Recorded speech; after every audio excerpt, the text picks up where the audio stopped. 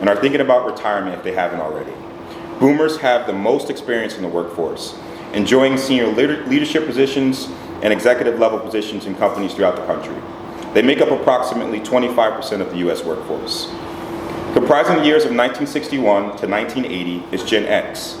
These individuals are also known as the latchkey generation, as this is the first generation whose parents may have been divorced. In fact, at one point there were more parents of Gen Xers divorced than in any generation prior. And they're also the first generation to raise the conversation of work-life balance and to really ask for that in the workplace. Gen Xers, who make up approximately 33% of the US workforce, occupy many senior management positions in the companies and have learned to work closely with millennials and baby boomers, and have recently needed to add Gen Zers to the list of those who they manage. Those born between 1981 and 2000 are called the millennials. Millennials have never known a time when technology wasn't present in the home. They're considered pragmatic, hopeful, and determined, and they are also often criticized as being a bit idealistic, as they are not afraid to tout the ideas to change the world. And in 2016, we saw millennials take over Gen X to become the most represented generation in the workforce. They make up approximately 35% of the US workforce. And lastly, the emerging class of the workforce is called Gen Z. They're individuals born after 2000, and they make up approximately 5% of the US workforce. So why is it that although millennials continue to grow in size, influence, and power within the workplace, many employers, managers, and HR departments still find it difficult to recruit and retain this next generation talent?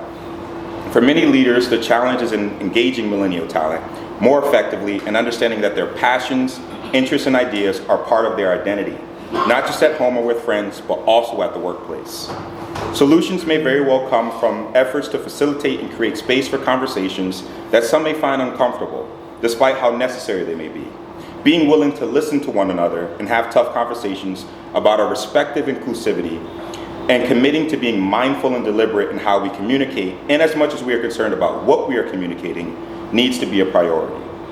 As we hopefully identify possible points of connections across our multi-generational and diverse workplaces, let us keep in mind the idea that should permeate across all generations, which is that hiring and keeping the best people require us to learn about and make space for one another to thrive, while we share in executing on our common goal of making sure our businesses thrive. And this will require an approach to leadership that will stretch those in management level positions to think more deeply beyond a one-size-fits-all approach, to truly cultivate a more inclusive workplace that centers on workforce talent as people first. So, with that stage setting, I want to allow our panelists to briefly introduce themselves, and we'll move into the first question. Eric? My name is Eric Boyd. I'm associated with some medical practices in the Hartford area, about 47, 48 employees, and I just opened a pain treatment clinic in New Haven in January. We've got 5 employees there and 1 virtual employee in the Philippines, and that's going exceptionally well. So I've been associated with organizations that we're not, the small business organizations where we don't really have a dedicated HR department, and I've been in C-level positions, so it kind of, you know, we wear a bunch of hats like I'm sure a lot of you do. So I'm happy to bring some of my experiences here and maybe help some of you guys out. Denville Lawrence, Yale University. So currently I spend my time as an HR technology solutions architect, primarily working on Workday, which is HR software. Formerly, I spent the majority of my career as a recruiter both at Verizon and Yale, recruiting leadership, technology, and HR. Good morning, Christine Montgomery. I am from the Clifford Beers Community Health Partners, and Clifford Beers is a mental health clinic, long-time New Haven, 110-year-old mental health clinic. And within the past year, we've become health partners, a parent company, and we have other smaller nonprofits who are our affiliates out of Norwalk and also in New Haven, providing mental health services, community-based visiting, etc. I've been at Clifford Beers for, as I was saying, more than half my life, 28 years. So long-time New Havener and servant in New Haven. My current role is I'm the Vice President of their Center of Learning and Training, and I partner a lot around staff development, staff retention, etc. And that's why I'm here today. Thank you. So on to our first question. NYU School of Law's Meltzer Center for Diversity, Inclusion, and Belonging, which has been putting out a lot of research in this space, although it's really specifically tailored towards the generational differences among lawyers, they offer a pretty insightful but straightforward definition of an ally. An ally is someone who leverages their advantages in support of others who don't have those same advantages. I want to first know your impressions on that definition, but then also, why is allyship necessary in the workplace, and what initiatives could help cultivate effective allyship in the workplace? Christine, you want to take this first? Sure. So I'm a social worker by training, so when I think about allyship, I also very much think about racial disproportionality in allyship. And so I say this as very aware that I am a white woman saying this. But for me, allyship really is around being strategic and really thinking about partnering and really how to offer opportunities across a variety of staff to really think about their growth and development. As I said, I've been at Clifford Beers a long time, and I had the opportunities to really go to some of the Chamber's past leadership training programs, community leadership programs through the Graustein Foundation, et cetera. And that has really, it gave those training opportunities I was able to leverage and grow and have Clifford Beers be my professional home and offer me opportunities for growth and advancement. And I say that because I think that growth and advancement and training opportunities are very much connected. And so I really want to make sure that at Clifford Beers that we are really thinking about how we are offering training opportunities for growth, because that is one of the strategies that really I think leads to especially staff of color to have opportunities for growth and advancement at Clifford Beers and beyond. There's this great quote that I love that says, "With great power comes great responsibility." Does anyone know where that's from? Anyone? Stan Lee, Spider-Man, I swear. But with great power comes great responsibility, Marvel Comics, etc. But so again, as someone who, longtime servant leader at Clifford Beers, I really feel like with great power comes great responsibility, and that is about advancing our workforce. Thank you. When I think about allyship, I actually have to plug in another position that I'm also a part of that I always forget to mention, but I am a professor at Southern Connecticut State University's Business School. And when I think about my experience as a student, now stepping into this role, I kind of get to be the superhero that I needed back when I was in school, right? And when I think about allyship, that extends outside of the scope of my role as professor, teaching organizational behavior, human resource management organization. I get a chance to actually incorporate my recruiting skills and help students with their resumes, really fine-tuning those bullet points, helping to highlight, qualifying, quantifying their experience in order to get them in front of that employer, right? Mock interviewing, etc. And even as I think about yesterday's lecture, spending time building their LinkedIn profiles, etc., that is a form of allowing access where access wasn't present. And sometimes taking their resumes for those all-star students that are great academic scholars and presenting that resume to my peers at Yale, etc. So when I think about allyship, it's really trying to create access, like Christine said, for those that may not have access, speaking for them before they get into the room and things of that nature. So when I first saw this question and I was preparing for it, I thought to myself, oh no, there's going to be a lot of people that think allies. We don't want to create allyship where it creates a dichotomy amongst our staff. And I think this goes deeper than that. I'm sure we've all had experiences where you might have one group and another group, and think of that TV show Survivor, where you have your allies, and you kind of like, and we as employers in our organizations, we try to make a homogeneous group. We don't want to separate people into groups and allies and things like that. But I think it goes deeper in digging deeper into what Jermaine said and what the fellow panelists said, where we do want to create an atmosphere all for an inclusive type situation. And at the end of the day, we're all managing organizations, and we want the organizations to thrive and to do well. And I think the allyship is an important aspect of that if approached properly, not to create division, but to create homogeny. Thank you for that. I want to move on to what is the ever popular phrase of work-life balance. So I want to ask each of you to sort of reflect on your role as leaders in the workplace and share how you heard your employees and or peers define the phrase work-life balance, and whether you've known differences in the ask between employees of different generations.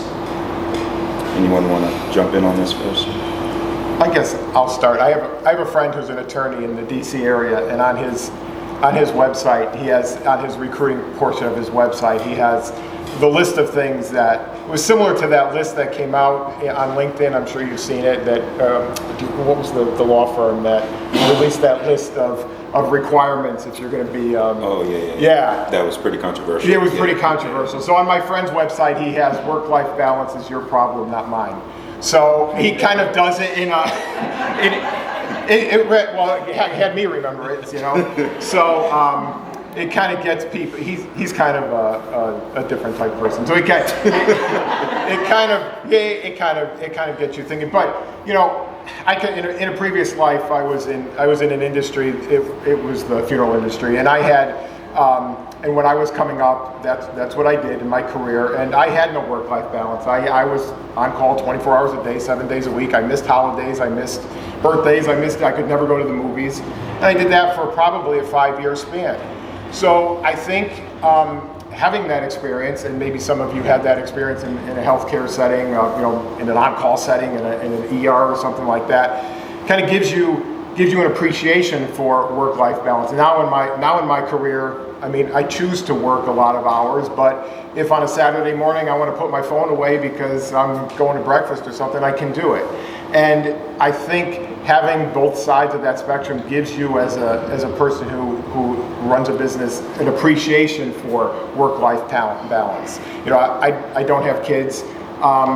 But I can appreciate that. You know, just yesterday, my nurse practitioner says, "Oh, I have a dance recital. I have to do hair and makeup for my daughter." You know, and so I'm like, "Oh, absolutely, certainly. Reschedule your 4 o'clock patient so that you can do that." So I think, you know, like Jermaine mentioned, the baby boomer generation of just keeping your head down and working the 9 to 5 and 40 hours a week. I think that's in the past, and I like the term corporate Darwinism. If we don't adapt, we die, and I think that's important. And work-life balance is an important part of that.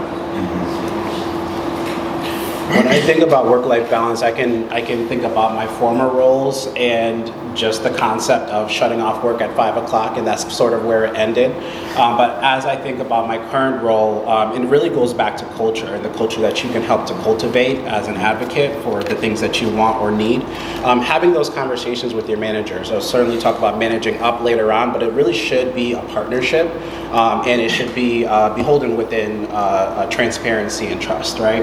And so when I think about what my schedule looks like today, I could say that I likely would never have this schedule previous, right? And it was because of a conversation that I had with my current director, letting him know about all the passions and all the things that I'm doing in my life. And so what my day looks like, for example, today, is I'm starting off here. I'll go over to Yale, do some work. I'll go over to Southern and lecture tonight. And then I may go back home and open up my laptop and do a little bit more work. And then tomorrow may look a little bit different, right? Mm-hmm. And that is work-life balance for me, because I'm able to do all the things that I love and exhibit all my passions, and at the same time get the work that I need to, right, in the main job that I do, all done. And there's trust between my director and I that work will get done. And it all started with a conversation of advocating for myself and what I needed. So, work-life balance. It's actually something that I have, strive for myself, but also for our staff in particular. So I guess to begin with, for me, I work at an agency where a lot of my personal values align with my professional values, and that's the start for me around balance. That, you know, I'm driven to do what I to my work. I believe in the work, and so that's the start for me, a balance. When you have that kind of personal and professional value alignment, you don't mind getting the calls. I've been in multiple on-call situations throughout my career, and so for me, that's really the start, having that alignment professionally and personally. I also have to say that, we haven't mentioned COVID yet, which is shocking, right? So that dramatically changed the workforce and the workplace culture, especially for Clifford Beers and many. Obviously, we were forced into shutdown about just 3+ years ago, right? Many of us started working remotely who had never worked remotely before. I was jokingly saying, in the past, we talked about working from home at Clifford Beers, and I swear we probably had 85 meetings, probably not, but around that, to figure out, should we monitor keystrokes? What about this? How do we, will people, and we pivoted, right? And as the word is, that we used a lot in those days, we pivoted and we all started working from home. But I know for me personally, that was a challenge, because I would absolutely check my emails.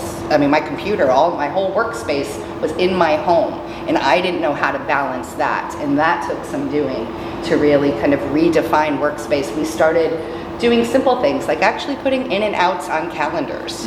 Oddly enough, I also teach at Southern, and didn't mention that yet, as a professor in the social work department.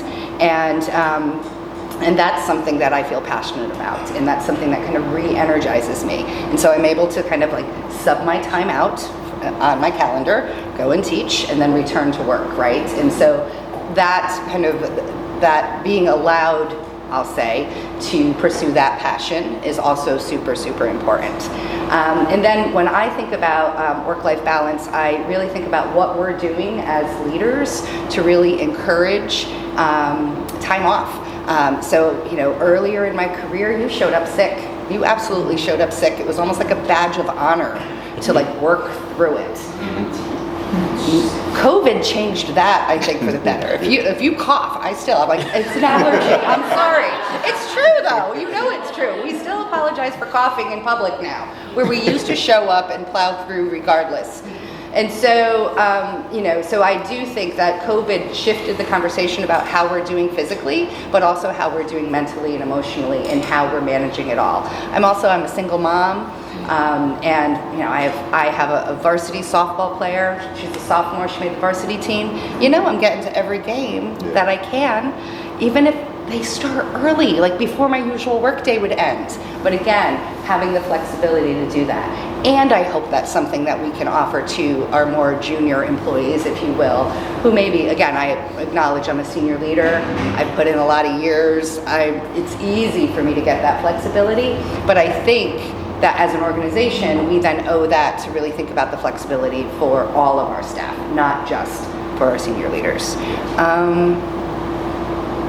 I think that's the end of what I'll say. I also want to comment on that a bit, because I get a little frustrated with the idea, with what I feel like just the misunderstanding when my generation as a millennial says work-life balance. So I'm someone I work a lot of hours as an attorney, but I'm also very involved in the Connecticut Bar Association. I'm the Continuing Legal Education Director. I'm on a CBA Civility Task Force. I'm on a CBA Wellbeing Committee. I'm also Vice Chair of the Board of Horizons at the Foot School. And I do some mentoring for some law students at Quinnipiac University School of Medicine, Washington University School of Law in St. Louis. So I love what Denville said about do all the things that I love. And I have this, sometimes I get annoyed because I feel like sometimes our senior level management thinks work-life balance, he just wants to sit there and watch TV. No, I have a lot going on, and I'm committing to being able to do my 40, 50, and sometimes 60 hours, but when we start getting over that and I am trying to still do my other things that help energize me, help with my purpose, that is where the tension lies. And I sometimes feel like I want to scream at the top of my lungs, hey, I'm not saying work-life balance because I'm not doing anything, and I hate even saying that, because I'm like, it should be fine if I wanted to just relax for a little bit, but it is, I have other responsibilities that help make me feel whole.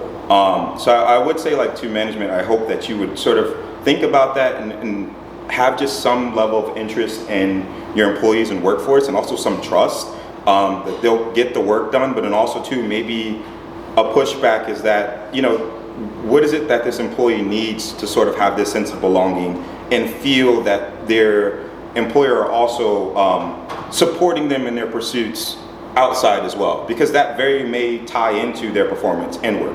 I know for me, it has a very strong correlation, mainly because with the work that I do, I really enjoy it, but I'm working with startups and busy and strong personalities, sometimes business owners, and it doesn't necessarily make me feel good, but I do feel good from putting in the 20 to 30 hours that I do with my bar association stuff. So I just wanted to say that and have that as a thought about that work-life balance doesn't just mean we want to chill.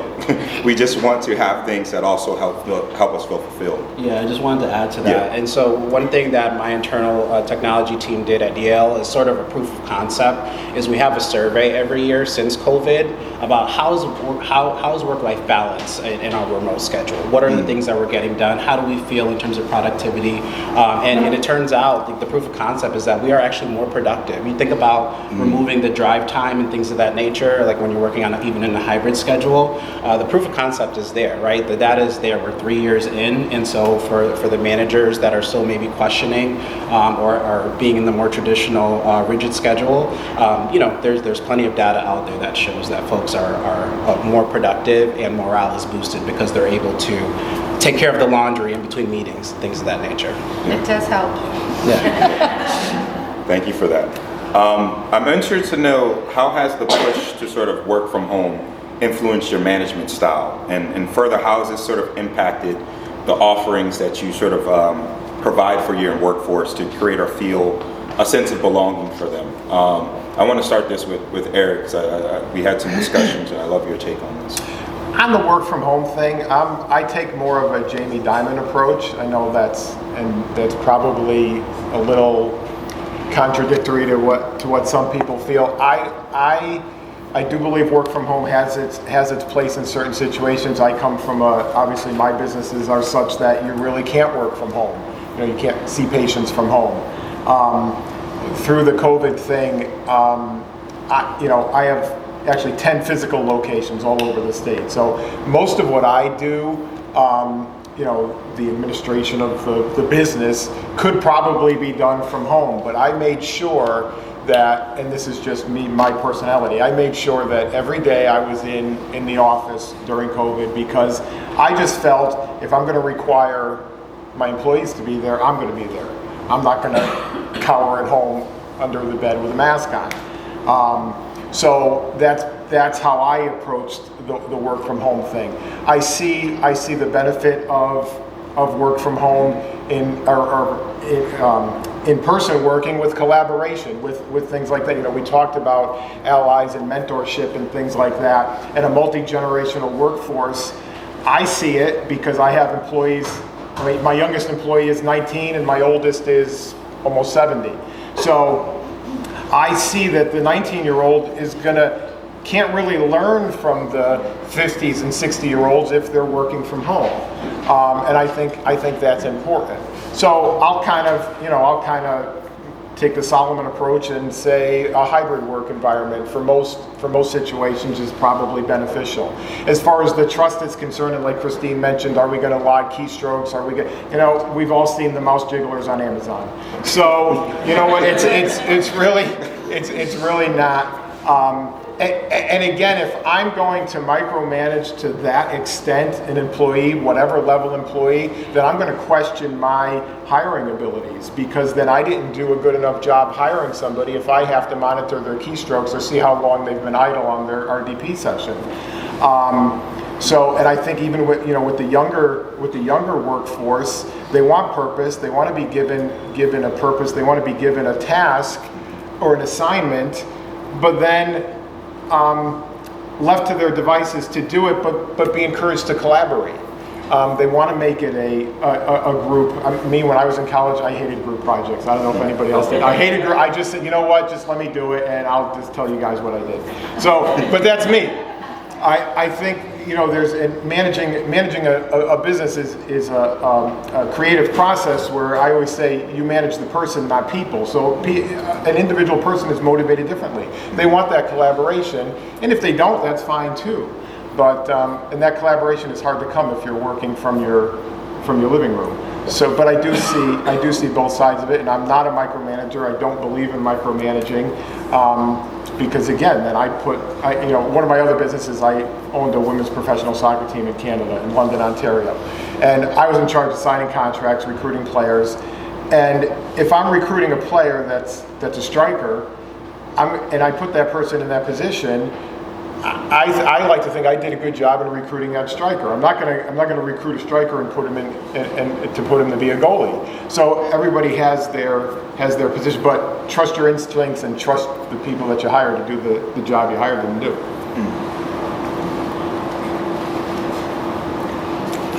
Any question? No. Work from home. Work from home. Thank you. So I'll speak to that a bit. As I mentioned, so the shutdown forced us to figure out how to work from home pretty quickly. And there's a lot of things that have never, I'll say, gone back to normal, whatever that normal is, right? It's totally changed. Many of us still work in a hybrid space in our organization. Obviously, our front desk person is at the front desk greeting clients. There's that. Our home visitors are visiting, but then they're doing their notes at home. Even our mobile crisis program. We have a mobile crisis program that responds 24 hours a day, 7 days a week when children are in crisis. Dial 211, press 1 for crisis, just out there, just information for all. They respond from their home to the child who's in crisis. We respond within 45 minutes, and they can do that from their home. They don't need to be sitting at our office to respond to a crisis in the community. But there's a lot of pieces that I miss about being present in the office. A lot of the informal collaborations and connections, the office pop-ins. I could think about our CFO who would routinely walk by my office. I was on the hallway, and he'd just pop in and say hello, and that like kind of that collegial connection. I could check in with him. I knew that a colleague had a death in their family, and I could see them and check in on them, right? Or just ask how they're doing, express my care and concern. Zoom meetings don't quite allow that same, hey, how are you doing type, and people actually want to answer you.